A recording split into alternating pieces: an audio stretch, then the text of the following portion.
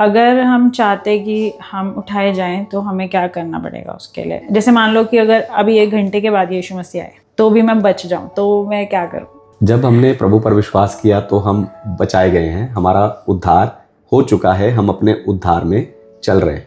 अब जब हम अपने उद्धार में चल रहे हैं तो बाइबल कहती है हम अपने अपने उद्धार के काम को पूरा करना है। तो हमें अपने उद्धार को बना के रखना है। उद्धार को जो छीनने वाली चीज़ें हैं, जैसे शैतान के पीछे जाना, है ना, पाप में जाना, गलत कामों में जाना और फिर से या पुराने जीवन में, पुराने पाप में जाना, उन बातों से हमें दूर रह के हमें अपने उद्धार में चलना है। और जब अगर 1 घंटे बाद प्रभु बादलों पर आ जाते हैं हमें लेने, तो हमारा उद्धार साथ के साथ जो है पूरा हो जाएगा। और जैसे अगर मैं अविश्वासी हूँ, मतलब मेरा बैप्टिज्म नहीं हुआ है और मेरे को सिर्फ इतना पता है कि हाँ यीशु मसीह है, और मैं ऐसा इसलिए पूछ रही हूँ क्योंकि जब मैं यीशु मसीह पे विश्वास करने लगी थी, बेसिकली मैंने बाइबल पढ़ी, मैंने कंटिन्यू 1-2 हफ्ते तक पूरी बाइबल पढ़ डाली, मैं दिन रात में बाइबल ही पढ़ रही थी, ठीक है।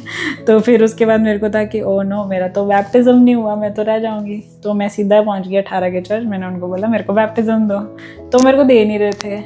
तो मेरे को डर लग रहा था कि यार अगर अभी यीशु मसीह आगे मैं तो रह जाऊंगी। बिल्कुल। एक्चुअली जो बैप्टिज्म है वो स्वर्ग जाने का या उठाए जाने का एक चिन्ह नहीं है कि हम वैलिड हो गए उसके लिए, ऐसा नहीं है। उसके लिए तो विश्वास ही ज़रूरी है। अगर हम विश्वास करते हैं, हो सकता है किसी कारण से हम बैप्टिज्म नहीं ले पा रहे, हम बीमार हो गए या कुछ ऐसी इंसिडेंट हो गया, कुछ कोरोना टाइप जैसा कुछ हो गया, तो हम बैप्टिज्म नहीं ले पाए, लेकिन उस बिटवीन अगर यीशु मसीह आ जाते हैं तो हम स्वर्ग जाना, हमारा उसके साथ उठाया जाना निश्चित है। तो विश्वास ही वो आधार है जिसके साथ आप उठाए जाओगे, लेकिन आपको उद्धार में चलना है। आपको पुरानी जिंदगी के पाप या पुराने काम आपको नहीं करने।